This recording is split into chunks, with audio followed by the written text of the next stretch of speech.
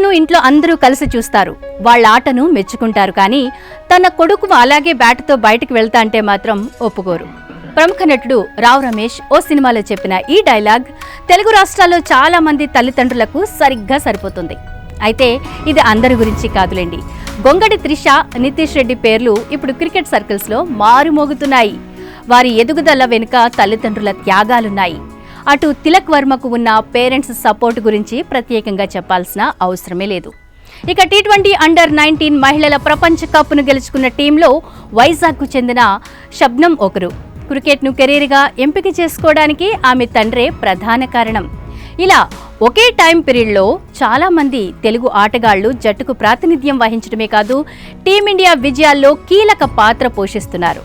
గతంలో ఇలా ఎప్పుడు జరగలేదని చెప్పాలి. తెలుగు రాష్ట్రాల నుంచి ఒకరో ఇద్దరో టీమిండియాకు ఆడితే చాలా గొప్పగా భావించే రోజులుండేవి. 2 ఏళ్ల నుంచి ఆ పరిస్థితి మారుతూ వస్తోంది. పరిస్థితి ఇలాగే కొనసాగితే రానున్న రోజుల్లో తెలుగు రాష్ట్రాల నుంచి మరింత మంది క్రికెట్లో ఉన్నత స్థానాలకు చేరుకోవడం ఖాయంగానే కనిపిస్తోంది. ఇంతకీ ఉన్నట్టుండి ఈ మార్పుకు కారణమేంటి?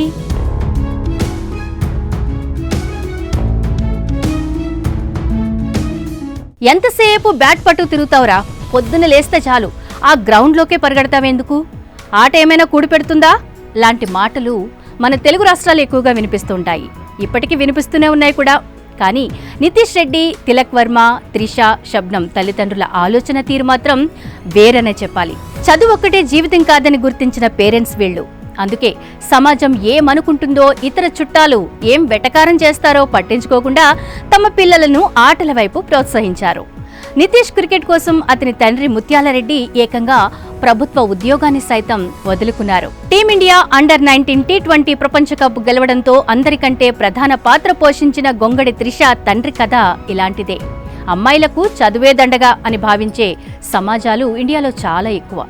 అలాంటిది తన కూతురుకు చదువు మాత్రం వస్తే సరిపోదని, ఆటలు కూడా రావాలని ఆలోచించిన వ్యక్తి త్రిష తండ్రి రామ్రెడ్డి. భద్రాద్రి కొత్తగూడెం జిల్లా భద్రాచలంలో పుట్టిన త్రిషను అందుకే హైదరాబాద్ తీసుకొచ్చి మరీ క్రికెట్ నేర్పించారు రామ్రెడ్డి.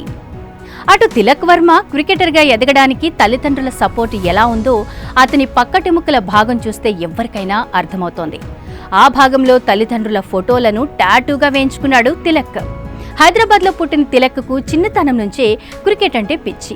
తిలక్ తండ్రి నంబూరి నాగరాజు ఓ ఎలక్ట్రీషియన్, తల్లి గాయత్రీదేవి మొదట్లో హౌస్ వైఫ్గా ఉండేవారు. కానీ తిలక్ క్రికెట్ ఖర్చుల కోసం ఆమె ఓ స్కూల్లో అకౌంట్ సెక్షన్లో పనిచేశారు. పొద్దున 3 గంటలకే నిద్రలేచి నాగరాజు, గాయత్రీదేవి పనులను షేర్ చేసుకునేవాళ్లు. ఆర్థికంగానూ ఎన్నో కష్టాలను అనుభవించిన కుటుంబం వారిది. అందుకే మ్యాచ్ బాగా ఆడిన ప్రతిసారి తిలక్ తన తల్లిదండ్రులను గుర్తు చేసుకోకుండా ఉండలేడు. ఇక నితీష్, త్రిష, తిలక్ వీరిలో ఎవరి కుటుంబాన్ని గమనించినా వీళ్ళంతా మిడిల్ క్లాస్ కుటుంబాలకు చెందిన వాళ్లే. ప్రస్తుతం మారుమోగుతున్న మరో పేరు Shabnam. Team India T20 under nineteen women's cup గెలవడంలో కీలక పాత్ర పోషించిన షబ్నం ది వైజాగ్. ఫైనల్ మ్యాచ్లో ఖచ్చితమైన లైన్, లెంగ్త్ బంతులు విసిరి బ్యాటర్లను ఇబ్బంది పెట్టిన ఆమె ఎదుగుదల వెనుక షబ్నం తండ్రి ఉన్నారు. ఆయన పేరు షకీల్. ఆయన కూడా క్రికెట్ ఆటగాడే. చిన్నతనంలో షబ్నం ఆయనతో పాటే గ్రౌండ్స్కు వెళ్లేది. అలానే క్రికెట్పై ఆసక్తిని పెంచుకుంది. ఇది గమనించిన షకీల్ ఆమెకు తొలి గురువుగా మారిపోయారు. ఆ తర్వాత జాతీయ క్రికెట్ అకాడమీలో శిక్షణ తీసుకున్న షబ్నం అంతర్జాతీయ స్థాయిలో అడుగుపెట్టింది. ఒక 3 ఏళ్ల ముందు వరకు వీళ్లంతా ఎక్కువ మందికి తెలిసిన ఆటగాళ్లు కాదు. కానీ ఇప్పుడు టీమిండియా ఫ్యాన్స్ మెచ్చే ప్లేయర్లు వీళ్ళు. ఇలా ఒకే సమయంలో తెలుగు రాష్ట్రాల నుంచి అంతర్జాతీయ స్థాయిలో ఏపీ, తెలంగాణ ప్లేయర్లు రాణిస్తుండడం నిజంగా మంచి విషయం.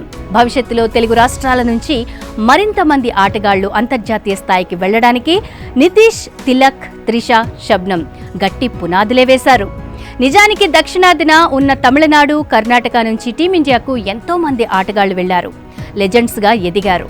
ఇటు ఓవరాల్గా చూస్తే తెలుగు రాష్ట్రాల నుంచి టీమిండియాకు ప్రాతినిధ్యం వహించిన వారి సంఖ్య తక్కువనే చెప్పాలి.